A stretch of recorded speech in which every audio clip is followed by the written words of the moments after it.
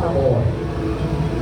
Pagkaraan ng 6 na araw, ipinukod ni Jesus sina Pedro, Santiago at Juan at isinama sa pagkakayag sa sinapis na bundok. Nagbagong anyo si Jesus sa harap nila. Nagniningning sa kaputian ng kanyang damit. Kaputian ni parang daw kanimukan sa kaputian. Nagkakaroon sa kanya doon si Elias at Moises na kawalang ipagpusok ni Jesus. Sinabi ni Pedro at Jesus, "Laban, mabuti po na narito tayo. Magkatayo po kami ng tatlong korda. Isa para sa inyo, isa kay Moises, at isa kay Elias." Hindi alam ni Pedro kung ano ang papagyan sa kanila dahil sa matinding hapon nila.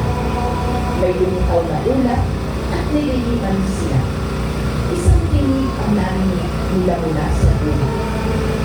Ito ang minamahal namin. Siya ang inyong pakita. Nagtumingin sa paligid ang mga alagad. Wala na silang nakita ang kasama nila kundi si Jesus.